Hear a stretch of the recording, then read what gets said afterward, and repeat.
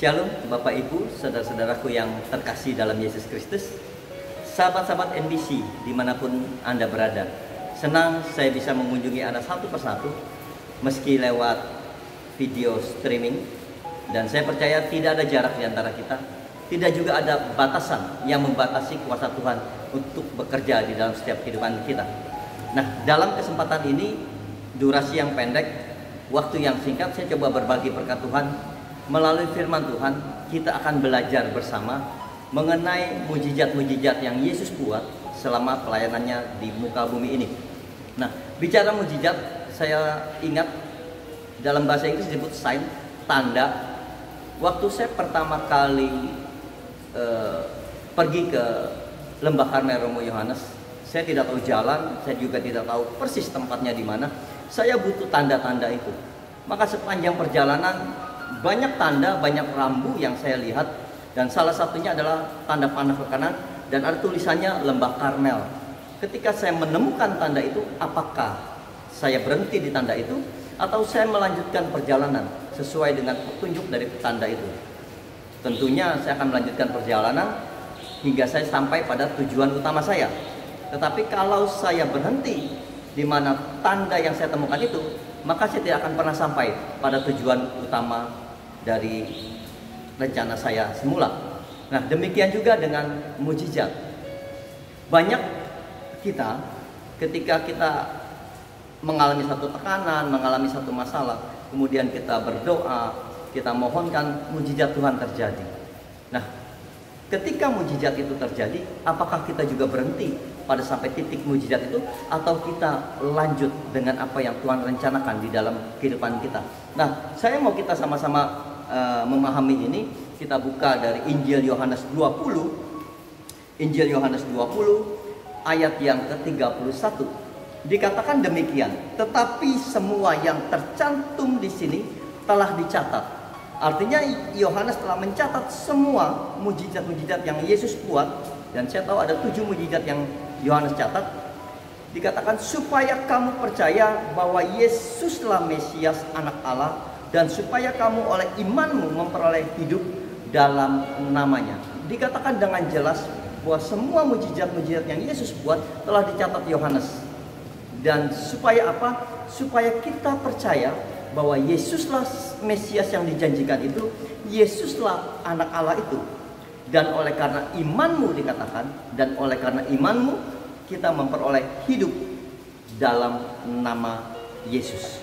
Nah, hidup di dalam Alkitab itu banyak diartikan ada hidup secara lahiriah, yaitu kita sering, ini yang menjadi banyak orang yang mengejar kesuksesan, karir, kekayaan secara material yang mengenyangkan lahiriah. Itu hidup yang disebut bios. Dalam Alkitab dikatakan itu bios, yaitu hidup yang mengejar, mencari kebutuhan, kekayaan, materi. Nah, itu dikatakan Alkitab dalam bahasa aslinya disebut bios. Ada juga yang disebut suke. Suke adalah hidup secara jiwani, yaitu keinginan, kehendak, kebahagiaan, itu termasuk di sana. Atau bahasa aslinya sebetulnya diambil dari kata psikologi, lebih kepada psikologinya, yaitu mengejar kebahagiaan secara jiwani, jasmani, lahiriah. Nah, tetapi yang Alkitab mau katakan di sini adalah hidup dalam segala kelimpahan, hidup di mana disebut Zoe, boleh sama-sama dikatakan Zoe, yaitu hidup secara penjelasannya tidak ada, tetapi Zoe itu adalah hidup seperti waktu manusia pertama kali diciptakan, yaitu hidup tanpa dosa, hidup penuh kemuliaan Tuhan, di mana di dalamnya ada termasuk bios, di dalamnya termasuk suke. Artinya dia hidup berkelimpahan dalam segala hal. Dia tidak perlu mengejar, dia tidak perlu mencari-cari, tetapi itu semua ada di dalamnya, yaitu hidup Zoe, hidup di dalam Kristus. Nah, itu yang Alkitab tawarkan. Saya kembali kepada mujizat Tuhan yang akan saya bagikan pada hari ini adalah bicara soal Yesus mengubah air menjadi anggur. Ini mujizat yang sangat terkenal, perkawinan di Kana. Kisah ini sangat populer dan semua orang tahu. Kita sama-sama buka Injil Yohanes 2. Kita buka sama-sama Injil Yohanes 2 bab 1 sampai 11. Tetapi kita baca dulu bab 1 Yohanes 2 ayat 1 dan 2. Dikatakan demikian, pada hari ketiga ada perkawinan di Kana yang di Galilea, dan ibu Yesus ada di situ. Yesus dan murid-muridnya diundang juga ke perkawinan itu. Dikatakan di sana apa? Bahwa pada hari ketiga ada perkawinan di Kana dan ibu Yesus ada di situ. Berarti Maria merupakan kerabat dari yang pesta, atau Maria bagian daripada yang pesta, atau panitia, boleh dikatakan panitia, wedding organizer kalau sekarang. Kenapa? Karena Bunda Maria ada di situ, dikatakan dalam sebuah pesta. Dia bukan tamu undangan biasa. Dan Yesus beserta murid-muridnya datang menyusul kemudian. Nah, kita tahu gaya pesta orang Yahudi pada saat itu tidak terlalu jauh beda dengan kita. Mereka akan pesta membuat semegah-megahnya, semeriah-meriahnya, bahkan tamu undangannya pun begitu banyak. Bahkan biasanya mereka akan adakan pesta selama 3 hari 3 malam. Bahkan kalau mereka punya uang lebih, mereka akan pesta 7 hari 7 malam. Sedemikian, kalau saya boleh bilang, itu jor-joran, habis-habisan hanya untuk sebuah pesta di mana orang akan terkagum-kagum dengan pestanya. Nah, tetapi ada situasi yang terjadi. Kita baca di Yohanes 2 ayat 3 dikatakan apa? Ketika mereka kekurangan anggur, ibu Yesus berkata kepada Yesus, mereka kehabisan anggur. Nah, situasi ini sangat memalukan. Kalau kerabat, kalau orang-orang tahu bahwa tuan rumah kehabisan anggur. Kenapa? Karena anggur merupakan menu utama di dalam sebuah pesta, di dalam sebuah acara. Anggur menjadi yang utama. Karena kalau tidak ada anggur, itu sangat memalukan, atau boleh dibilang aib bagi keluarga yang menyelenggarakan pesta itu. Nah, anggur kita tahu simbol dari blessing, berkat, anugerah, kemurahan Tuhan. Kalau sebuah perkawinan kehabisan anggur, berarti perkawinan itu kehabisan berkat, kehabisan kemurahan Tuhan, kehabisan blessing, di mana mereka kekurangan anggur dalam sebuah rumah tangga.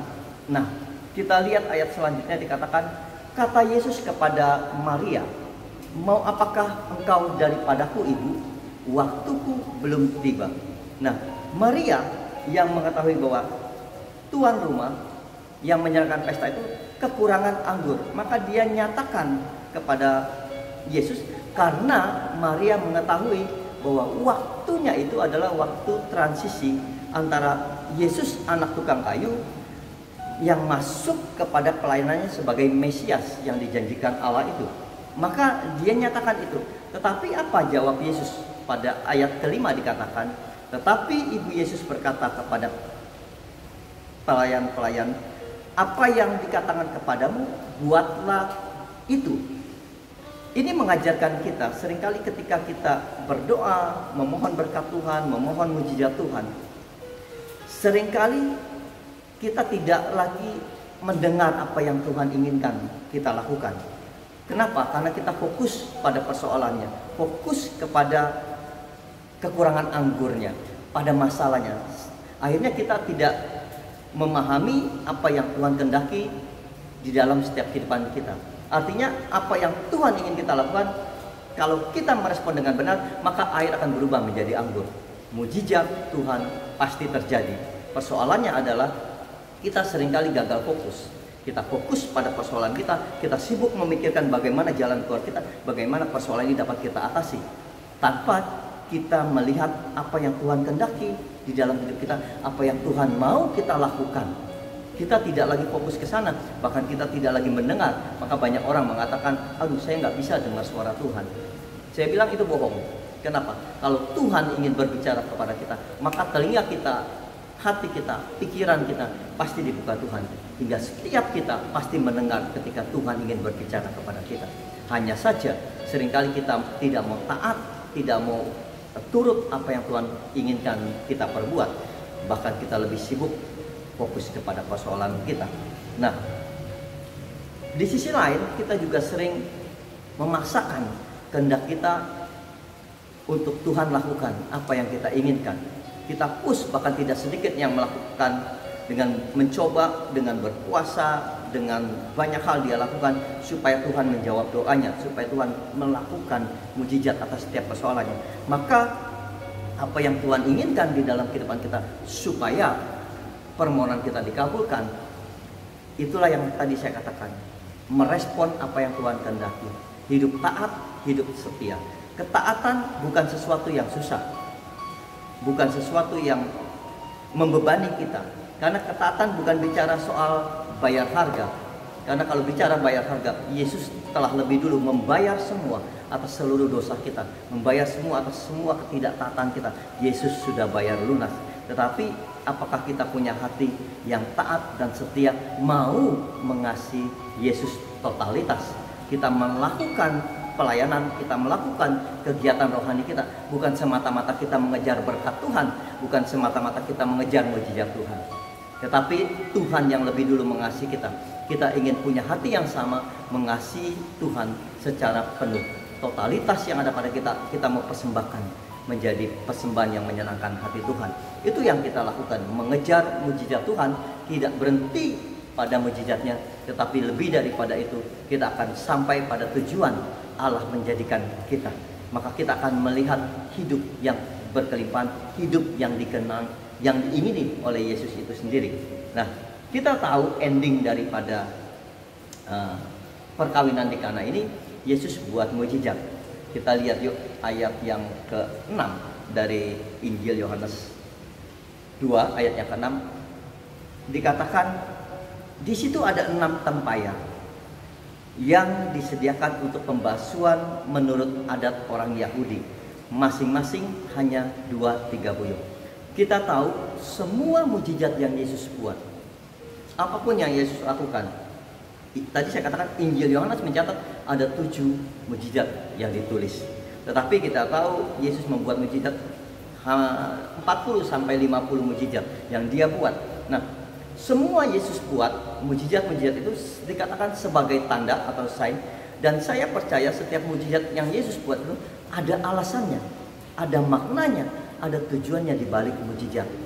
Tuhan tidak sekedar menyenangkan kita dengan mujizat yang dia buat. Tuhan tidak sedang memberikan mujizat itu supaya kita terkagum-kagum, tetapi lebih daripada itu supaya kita percaya, supaya kita menerima Yesus untuk menyelesaikan apa yang telah dimulai atas setiap hidup kita, sampai pada tujuannya nanti kita beroleh apa yang Tuhan kehendaki di dalam kehidupan kita. Nah, dikatakan di situ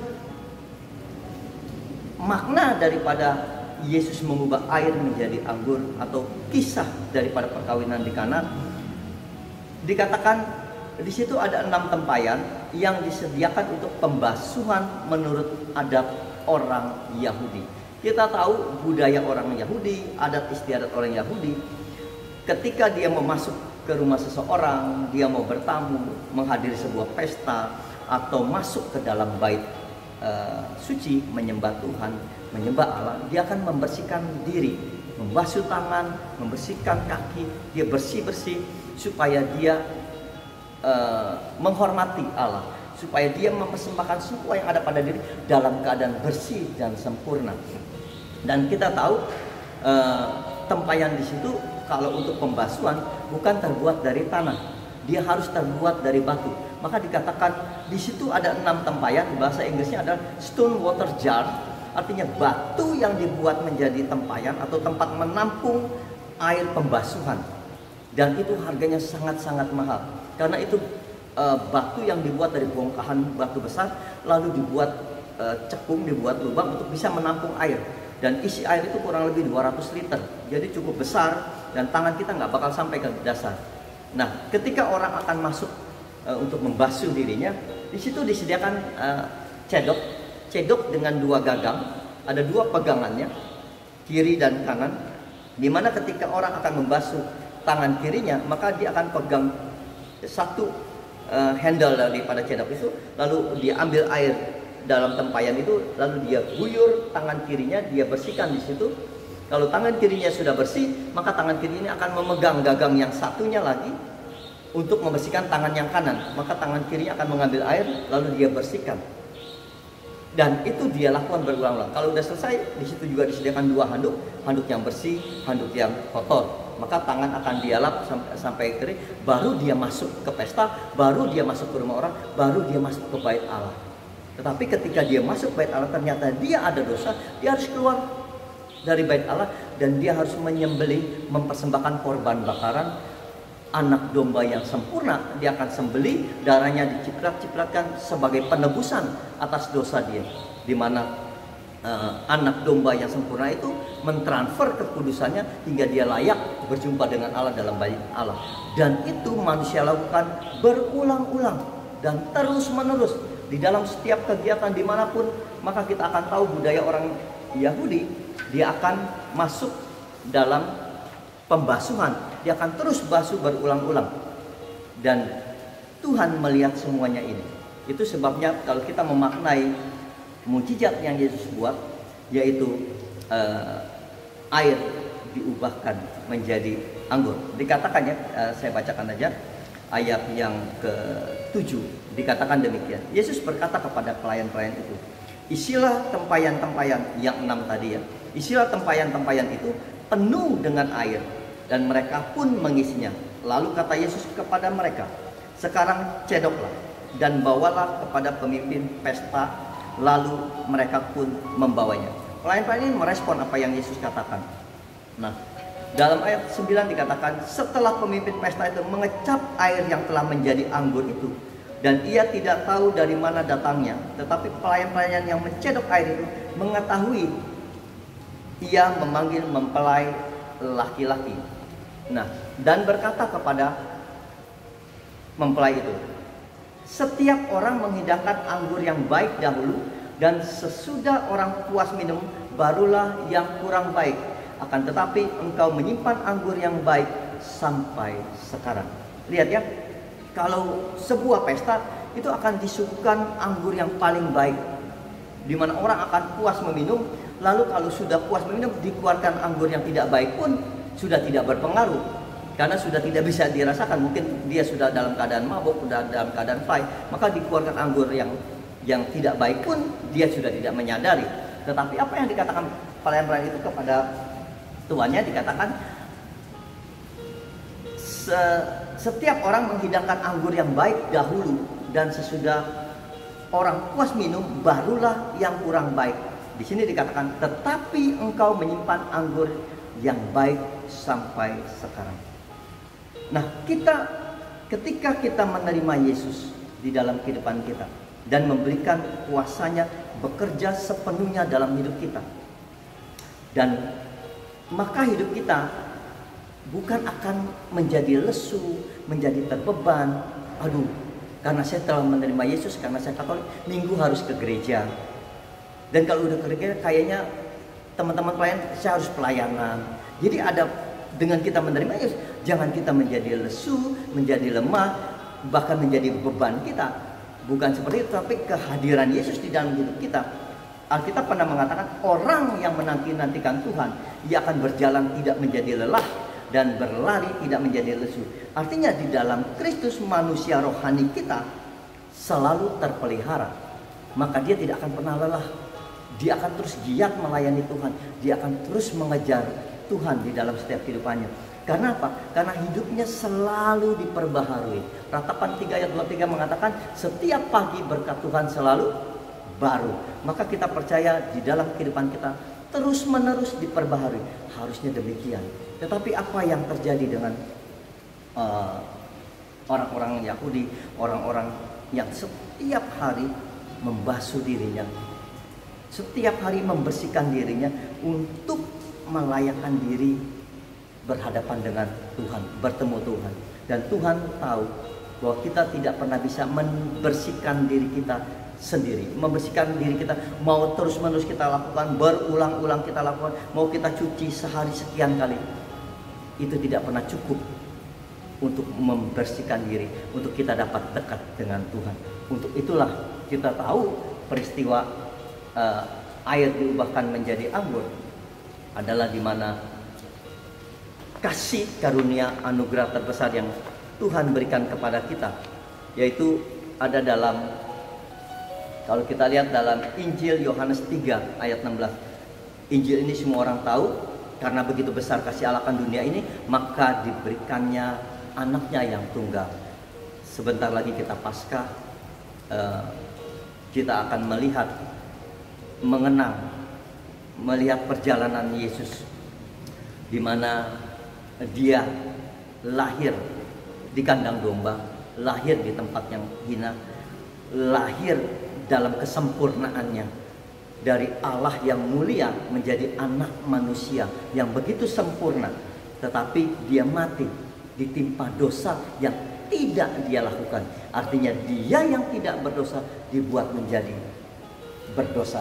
Untuk apa? Untuk menanggung semua dosa kita, untuk membersihkan diri yang manusia tadinya terus-menerus berulang-ulang membersihkan diri, dan itu tidak pernah cukup. Maka Yesus mengubah air menjadi anggur. Air yang kita pakai untuk membersihkan diri kita itu tidak pernah cukup, tidak pernah bisa membersihkan kita sampai kita hidup murni di hadapan Tuhan. Untuk itulah dia berikan air itu diubah menjadi anggur. Anggur yang merupakan darah daripada Yesus yang membasuh, menjadi korban, membasuh semua dosa kita. Dan kita telah dibersihkan, dimurnikan untuk kita bisa berjumpa dengan Yesus. Itulah mujizat yang Tuhan berikan kepada kehidupan kita, bahwa dia yang sempurna, dia yang tidak berdosa, dia harus menanggung dosa kita dan mati di kayu salib, dan darahnya tercurah, anggur tercurah buat kita, yang kita terima kalau kita ekaristi tubuh dan darah Yesus. Anggur yang kita minum menjadi santapan rohani kita, itulah yang menyucikan diri kita, menghapus seluruh dosa kita. Nah, mujizat air menjadi anggur maknanya adalah bahwa Yesus membasuh seluruh kehidupan kita yang lama menjadi baru dan tidak bercacat dan bercela. Meskipun dikatakan dosamu merah seperti keruncing, Yesus membuat putih seperti salju. Apa yang telah Yesus lakukan, apa yang telah Yesus buat di dalam kehidupan kita, semata-mata karena kasih anugerah kita. Manusia tidak pernah bisa mengejar keselamatan. Manusia tidak pernah bisa mendapatkan keselamatan. Upaya apapun yang dia lakukan, dia mau ibadah serajin apapun, dia mau pelayanan serajin apapun, tetap aja itu tidak bisa beroleh keselamatan kalau itu tidak diberikan secara cuma-cuma oleh Yesus Kristus. Itulah yang disebut kasih anugerah yang diberikan kepada kita. Oleh anugerahnya lah kita boleh memperoleh keselamatan. Dan apa yang Tuhan lakukan di dalam kehidupan kita, kita jangan melihat hanya sebatas mujizat-mujizat yang Yesus lakukan. Nah, kebenaran minggu kemarin Minggu Palma, kalau kita melihat Yesus sampai di ujung untuk memasuki kota Yerusalem, di mana begitu banyak orang berbondong-bondong mengikuti dia. Bahkan ketika dia memasuki kota Yerusalem, begitu banyak orang bersorak-sorai menyambutnya dia sebagai raja. Tetapi kita tahu ketika peristiwa penyaliban, orang-orang yang bersorak-sorai menyambut dia sebagai raja, orang-orang yang sama juga yang meludahi dia, menghina dia, mengkhianati dia. Orang-orang sama juga yang menyambiti dia, merajam dia dengan batu. Bayangin apa yang terjadi sebetulnya. Orang-orang ini hanya melihat mujizat Tuhan. Dia berhenti pada titik di mana Yesus buat karyanya, buat mujizat, menyembuhkan orang sakit, membangkitkan orang mati, mencelikkan orang buta. Orang terkagum-kagum sampai di titik itu. Dia berhenti, tidak melihat perjalanan Yesus yang belum selesai. Tetapi ketika dia memasuki Yerusalem, kemudian sampai Yesus disalib, dihukum, menjadi terdakwa, orang-orang merasa kecewa. Orang-orang berpikir apa yang Yesus buat sebelumnya, tetapi sekarang dia tidak bisa berbuat apa-apa. Mereka kecewa ketika Yesus tidak bisa membuat mujizat atas dirinya sendiri. Maka kita yang mengetahui siapa Yesus, mengenal Yesus, tidak cukup sekedar kita tahu Yesus yang baik, tetapi kita memahami lebih daripada itu, bahwa dia mengorbankan dirinya untuk menyelamatkan kita. Dia telah tebus seluruh kehidupan kita yang lama menjadi hidup kita yang baru. Nah, Bapak Ibu Saudara-saudaraku yang terkasih di dalam Yesus Kristus, akhirnya kita tahu begitu banyak persoalan, khususnya yang terjadi saat ini. Nah, saya tahu banyak ratusan orang, bahkan jutaan orang di seluruh dunia berdoa, memohon berkat Tuhan, memohon mujizat Tuhan.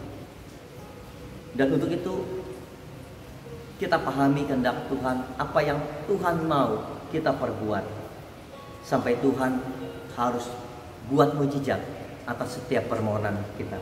Berilah alasan untuk apa Tuhan buat mujizat atas setiap permohonan kita, dan nyatakan apa yang Tuhan inginkan di dalam setiap kehidupan kita yang kita perbuat. Waktu kita merespon semua kehendak Tuhan dengan benar, saya percaya mujizat Tuhan pasti terjadi. Nah, saya bersyukur pada kesempatan ini saya dapat berbagi berkat Tuhan. Semoga ini memberkati setiap kita, memahami bukan sekedar mujizat yang kita kejar, dan jangan jadikan Yesus Tuhan kita yang telah rela mengorbankan dirinya menjadi sarana untuk memenuhi semua kebutuhan kita, memenuhi semua apa yang kita ingini. Dia lebih sekedar daripada si pembuat mujizat, tetapi jadikan dia pribadi yang hidup di dalam kehidupanmu. Maka engkau bukan saja mendapatkan mujizat, tetapi mujizat ada di tanganmu, mujizat ada di hidupmu. Nah, itu saja yang dapat saya bagikan, dan saya percaya semua yang telah saya coba bagikan ini dapat memberkati bagi setiap kita. Mari kita siapkan hati kita, kita mau masuk di dalam doa. Apapun persoalan, apapun pergumulan, apapun yang ingin engkau bawa di dalam doa, mari tundukkan kepala bersama-sama. Bapa di dalam surga, kami bersyukur Tuhan untuk setiap kebaikan Tuhan, untuk apapun yang Tuhan telah taruh di dalam setiap kehidupan kami. Tuhan, terima kasih untuk firman-Mu, terima kasih untuk hikmat perwahyuan yang Tuhan telah berikan atas setiap kami.